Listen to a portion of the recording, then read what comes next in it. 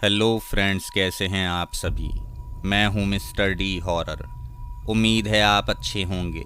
भगवान से प्रार्थना करता हूं आप हमेशा हंसते रहें, मुस्कुराते रहें। दोस्तों, आज की कहानी हमें दिल्ली से दिनेश कुमार ने भेजी है। दिनेश, आपका बहुत बहुत धन्यवाद। और दोस्तों, आज की कहानी बहुत भयानक है, लेकिन साथ में बहुत अफसोसनाक भी है। दोस्तों, अगर आपके पास भी कोई कहानी है तो नीचे दिए गए व्हाट्सएप नंबर पर आप हमें ज़रूर भेजें। दोस्तों, कहानी शुरू होने से पहले आप अपने कानों में ईयरफोन ज़रूर ठूस लेना। तो चलिए कहानी सुनते हैं। बने रहिएगा वीडियो में आखिर तक मेरे साथ।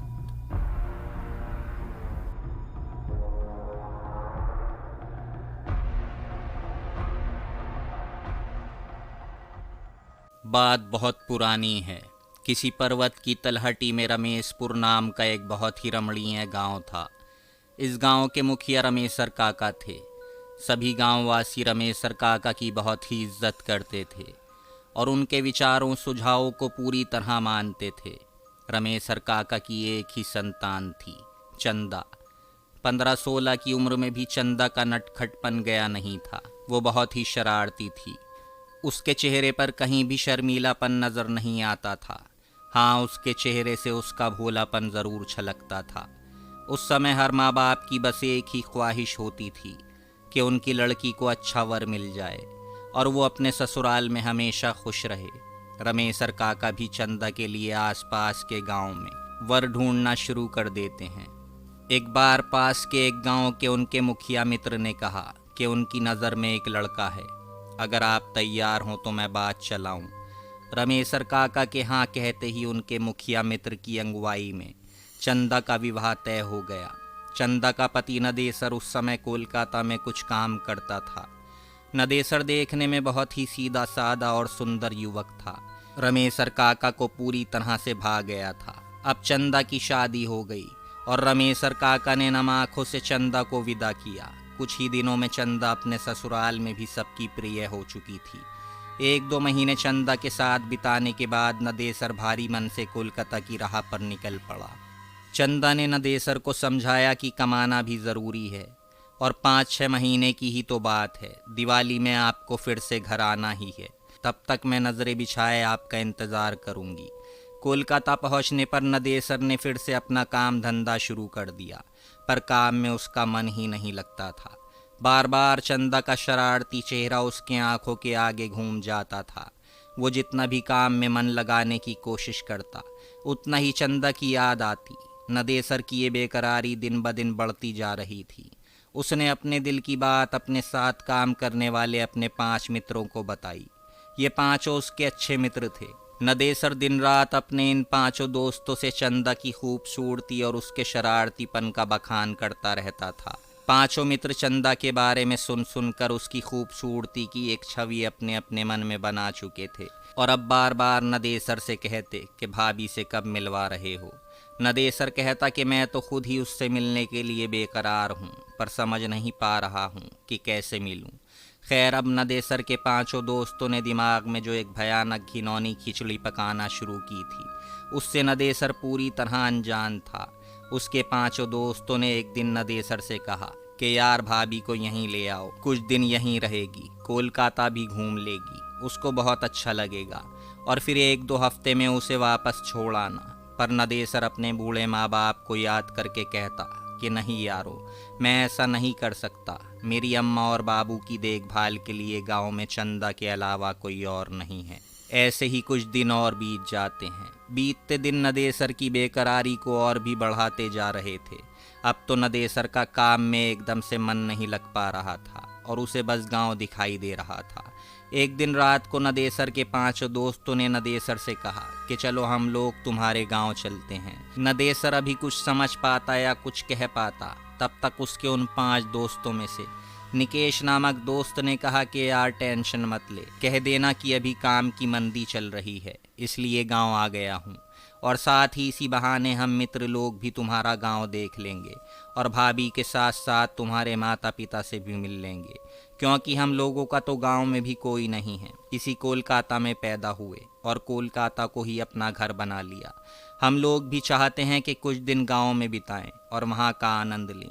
नदेसर तो घर जाने के लिए बेकरार था ही। उसे अपने दोस्तों की बात भली लगी। फिर क्या था, दूसरे दिन ही नदेसर अपने उन 5 दोस्तों के साथ अपने गांव के लिए निकल पड़ा। उसके गांव के आसपास में बहुत सारे घने जंगल थे। इस पर्वतीय इलाके के इन पहाड़वासियों के अलावा अगर कोई अनजान आदमी वहां चला जाए तो ज़रूर रास्ता भटक जाए और हिंसक जानवरों का शिकार बन जाए। ट्रेन और बस की यात्रा करते करते आखिरकार नदेसर अपने 5 दोस्तों के साथ अपने गांव के पास एक छोटे से बस स्टेशन पर पहुंच गया। इस स्टेशन से उसके गांव जाने के लिए कोई कच्ची सड़क भी नहीं थी। जंगल में चलने से बनी पगडंडियों से, ऊबड़ खाबड़ रास्तों से होकर जाना पड़ता था। जंगल में चलते चलते जब नदेसर से निकेश ने पूछा कि भाई नदेसर, अभी तुम्हारा गांव कितनी दूर है, तो नदेसर ने प्रसन्न होकर कहा कि यार अब हम लोग पहुंचने ही वाले हैं। नदेसर की बात सुनते ही निकेश हाँफने का नाटक करते हुए वहीं बैठ गया और बोला कि यार अब मुझसे चला नहीं जाता। इसकी बात सुनते ही नदेसर ने कहा कि यार हम लोग पहुंच गए हैं और अब मुश्किल से 5 मिनट भी नहीं लगेंगे। पर नदेसर की बातों को अनसुना करते हुए उसके 4 बाकी दोस्त भी वहीं बैठ गए। अब नदेसर बेचारा क्या करे, उसे भी रुकना पड़ा। नदेसर के रुकते ही निकेश ने अपने हाथ में लिए झोले में से एक अच्छी नई साड़ी निकाली और कुछ चूड़ियां बाहर निकालते हुए कहा कि यार नदेसर, हम लोग भाभी से पहली बार मिलने वाले हैं, इसलिए उनके लिए कुछ उपहार लाए हैं। उसकी बात सुनते ही नदेसर ने कहा कि यारो इसकी क्या ज़रूरत थी। पर निकेश ने हंसकर कहा कि ज़रूरत थी भाई, हमारी भी तो भाभी है, हम पहली बार उससे मिल रहे हैं तो बिना कुछ दिए कैसे रह सकते हैं। इसके बाद निकेश ने कुटिल मुस्कान चेहरे पर लाते हुए नदेसर से कहा कि यार नदेसर, क्यों ना भाभी को सरप्राइज़ दिया जाए। एक काम करो, तुम घर जाओ और बिना किसी को बताए भाभी को घुमाने के बहाने यहाँ लाओ। हम लोग यहाँ भाभी को ये सब उपहार दे देंगे और इसके बाद फिर से तुम दोनों के साथ तुम्हारे घर चलेंगे। भोला नदेसर हाँ में हाँ मिलाते हुए तेज कदमों से घर की ओर निकल गया और लगभग 30-40 मिनट के बाद चंदा को लेकर दोस्तों के पास वापस आ गया। फिर क्या था, चंदा से वो 5 दोस्त एकदम से अपनी भाभी की तरह मिले। चंदा को भी बहुत अच्छा लगा। इसके बाद जब चंदा ने उनसे घर चलने के लिए कहा तो अचानक उनके तेवर थोड़े से बदले नजर आए। वो 5 के 5 दोस्त चंदा और नदेसर के पास पूरी सख्ती से खड़े हो गए थे। चंदा और नदेसर कुछ समझ पाते इससे पहले ही निकेश ने दांत भींचते हुए तेज आवाज में नदेसर से कहा कि साले, मैं अपनी बहन की शादी तुमसे कराना चाहता था, पर तूने बिना बताए गांव आकर अपनी शादी कर ली। उसकी बात सुनकर नदेसर ने भोलेपन से कहा कि भाई निकेश, आपने तो कभी हमसे अपनी बहन की शादी के बारे में बात भी नहीं की, और जब मैं घर आया था तो यहाँ माँ बाबू ने शादी कर दी, भला मैं उन्हें कैसे मना कर सकता था। पर नदेसर की इन भोली बातों का उन 5 दैत्यों पर कोई असर नहीं हुआ। इनमें से 2 ने नदेसर को कसकर पकड़ लिया और बाकी 3 चंदा का चीरहरण करने लगे। अभी नदेसर या चंदा चिल्लाकर आवाज लगा पाते, इससे पहले ही उन दोनों के मुंह में कपड़े ठूस दिए जाते हैं और इसके बाद नदेसर और चंदा को उठाकर वो लोग कुछ और घने जंगल में ले गए। घने जंगल में ले जाकर उन दोनों ने नदेसर की हत्या कर दी और चंदा की इज्जत से खेल बैठे। लगभग वो 5 नर पिशाच घंटों तक चंदा को दागदार करते रहे। वो चिल्लाती रही, भीख मांगती रही, पर उन भेड़ियों पर कोई असर नहीं हुआ। अतः अपनी वाली करने के बाद उन 5 ने चंदा को भी मौत के घाट उतार दिया। वहीं जंगल में सूखी पत्तियों में उन्हें ढककर आग भी लगा दी। आग लगने के बाद ये 5 दोस्त जिधर से आए थे उधर को ही भाग चले। जंगल जलने लगा और साथ में चंदा और नदेसर के जिस्म भी आग में जलने लगे। सब कुछ स्वाहा हो गया था। इस आग से आसपास के गांव वालों को कुछ भी लेना देना नहीं था, क्योंकि जंगल में आग लगना कोई बहुत बड़ी बात नहीं थी। कभी कभी कोई भी अपनी लठई में जंगल में आग लगा दिया करता था। धीरे धीरे समय बीतने लगा। रात तक जब चंदा और नदेसर घर नहीं आए तो नदेसर के पिताजी ने नदेसर के आने और चंदा को लेकर जाने की बात अपने पड़ोसियों को बताई। उसी रात को नदेसर और उसके कुछ पड़ोसी मशाल लेकर चंदा और नदेसर को खोजने निकल पड़े। काफ़ी खोजबीन के बाद भी इन दोनों का कोई पता नहीं चला। दूसरे दिन सुबह पुलिस में खबर दी गई। पुलिस भी क्या करती, थोड़ी बहुत छानबीन की गई, लेकिन कोई पता नहीं चला। अब नदेसर के माँ बाप और गांव वालों को लगने लगा था कि नदेसर चंदा को लेकर कोलकाता चला गया है। शायद उसे डर था कि अगर वो बाबू को बता कर जाएगा तो वो जाने नहीं देंगे। आखिर कोलकाता में नदेसर कहाँ रहता है, क्या करता है, इन सब बातों के बारे में भी नदेसर के माता पिता और गांव वालों को बहुत कम मालूम था। धीरे धीरे करके 8-9 महीने बीत जाते हैं। अब नदेसर के माता पिता बिना नदेसर और चंदा के जीना सीख गए थे। इधर कोलकाता में एक दिन अचानक निकेश के घर पर कोहराम मच गया। हुआ ये था कि किसी ने बहुत ही बेरहमी से उसके गुप्तांग को दांतों से काट खाया था। उसके शरीर पर जगह जगह भयानक दांतों के निशान भी पड़े थे और वो इस दुनिया को विदा कह चुका था। पुलिस के पूछताछ में उसके घर वालों ने बताया कि पिछले 1 महीने से निकेश का किसी लड़की के साथ चक्कर चल रहा था। वो दोनों बराबर एक दूसरे से मिलते थे, पर लड़की कौन थी, कैसी थी, किसी ने देखा नहीं था। पर इसी दौरान पुलिस को निकेश की बहन से एक अजीब डरावनी बात पता चली। निकेश की बहन ने बताया कि एक दिन जब निकेश घर से निकला तो वो भी पीछे पीछे चली गई। निकेश बस्ती से निकलकर एक सुनसान रास्ते में बनी एक पुलिया पर बैठ गया था। वहां से मैं लगभग 20 मीटर की दूरी पर एक बिजली के खंबे की आड़ में खड़ा होकर उस पर नज़र रख रही थी। मुझे बहुत ही अजीब लग रहा था, क्योंकि ऐसा लग रहा था कि निकेश किसी से बात कर रहा है, किसी को पुचकार रहा है, पर वहाँ तो निकेश के अलावा कोई था ही नहीं। फिर मुझे लगा कि कहीं निकेश भैया पागल तो नहीं हो गए हैं। अभी मैं यही सब सोच रही थी, तभी एक भयानक काली छाया मेरे पास आकर खड़ी हो गई। वो छाया बहुत ही भयानक थी, पर छाया थी तो आखिर किसकी थी ये समझ में नहीं आ रहा था। मैं पूरी तरह से डर गई थी। फिर अचानक वो काली छाया चिल्लाने लगी, अब तेरा भाई नहीं बचेगा। नोचा था ना मुझे, मैं भी उसे नोच नोच कर खा जाऊंगी।